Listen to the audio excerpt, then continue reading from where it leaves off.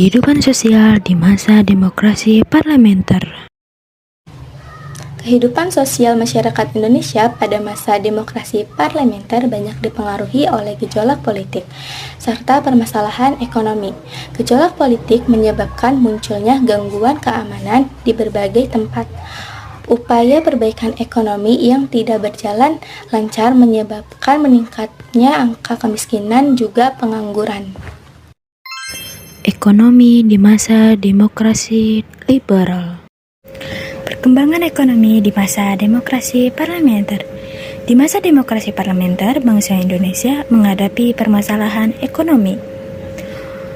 Untuk memperbaiki kondisi ekonomi tersebut, pemerintah melakukan berbagai upaya, yaitu 1.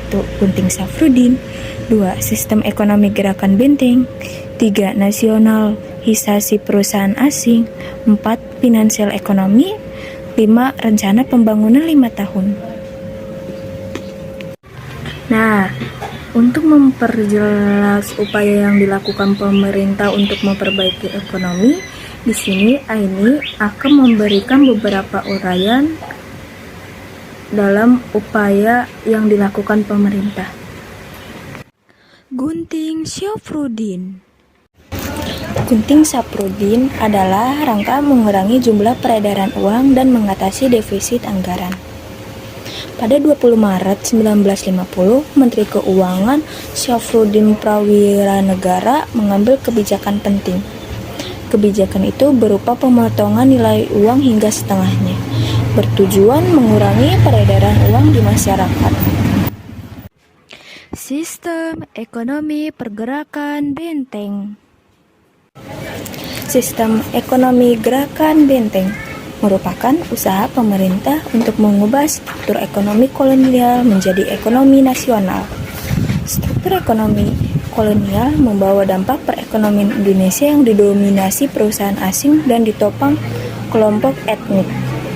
Kondisi inilah yang ingin diubah melalui sistem ekonomi gerakan benteng yang bertujuan 1. Menumbuhkan kelas pengusaha di kalangan masyarakat Indonesia, 2. Para pengusaha Indonesia yang bermodal lemah dibimbing dan diberi bantuan kredit. 3. Para pengusaha pribumi diharapkan secara bertahap berkembang menjadi maju. Gerakan benteng dimulai pada April 1950. Hasilnya, selama 3 tahun dari 1950 sampai 1953, kurang lebih 700 perusahaan Indonesia menerima bantuan kredit dari program ini. Namun, tujuan program ini tidak dapat tercapai dengan baik dan mengakibatkan bertambahnya beban keuangan pemerintah. Berikut adalah beberapa alasan mengapa tidak dapat tercapainya tujuan gerakan benteng. 1. Para pengusaha pribumi tidak dapat bersaing dengan pengusaha non-pribumi dalam kerangka sistem ekonomi liberal. 2. Para pengusaha pribumi memiliki mental yang cenderung konsumtif. 3. Para pengusaha pribumi sangat bergantung pada pemerintah. 4. Para pengusaha kurang mandiri dalam mengembangkan usahanya. 5. Para pengusaha ingin cepat mendapatkan keuntungan besar dan menikmati cara hidup mewah. 6. Para pengusaha menyalahgunakan kebijakan dengan mencari keuntungan secara cepat dari kredit yang diperoleh.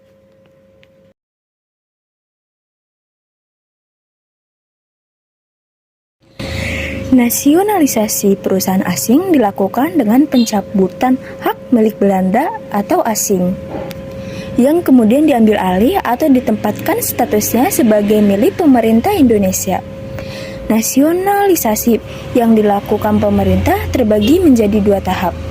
Tahap pertama yaitu tahap pengambil alihan, penyitaan, dan penguasaan. Tahap kedua yaitu pengambilan kebijakan yang pasti, yakni perusahaan yang diambil alih itu kemudian dinasionalisasikan. Finansial ekonomi. Pada masa Kabinet Burhanuddin Harahap, Indonesia mengirim delegasi ke Belanda untuk merundingkan masalah finansial ekonomi. Perundingan ini dilakukan pada 7 Januari 1956. Rancangan persetujuan Pinek yang diajukan Indonesia terhadap pemerintah Belanda adalah 1. Pembatalan persetujuan Pinek hasil KMB. 2. Hubungan Pinek Indonesia dengan Belanda didasarkan atas hubungan bilateral. 3. Hubungan Pinek didasarkan atas undang-undang nasional dan tidak pula diikat oleh perjanjian lain.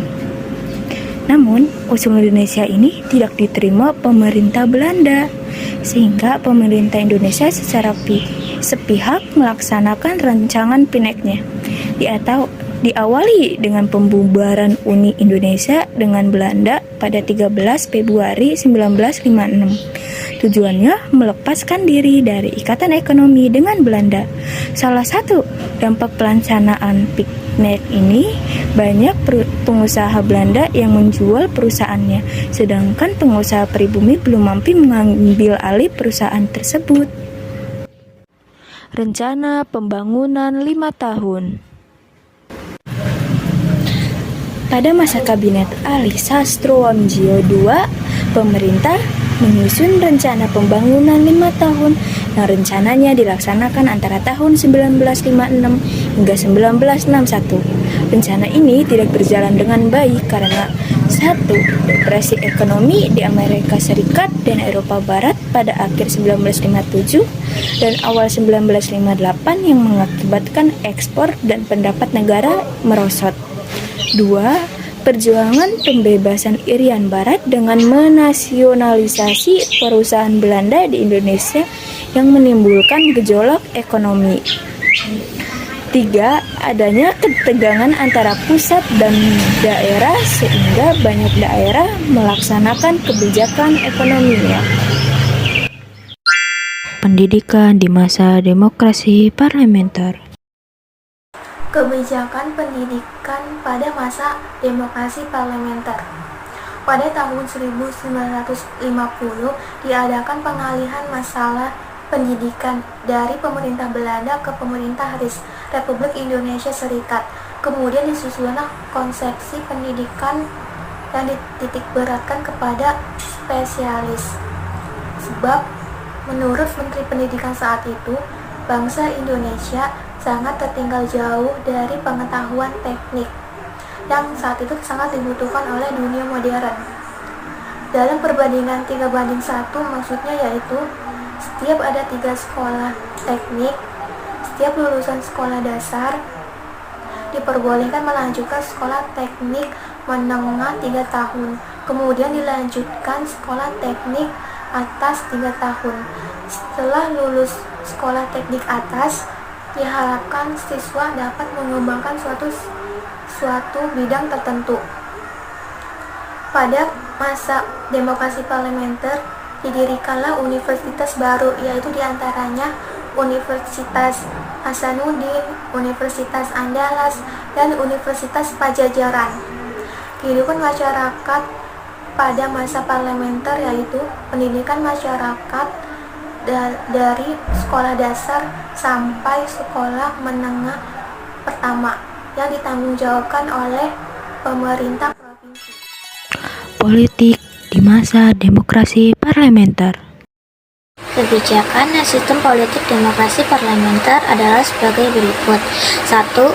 Presiden sebagai kepala negara dan Perdana Menteri sebagai kepala pemerintahan. 2. Eksekutif bertanggung jawab pada legislatif. 3. Kekuasaan eksekutif dapat dijatuhkan oleh legislatif. 4. Hak prerogatif dimiliki Perdana Menteri.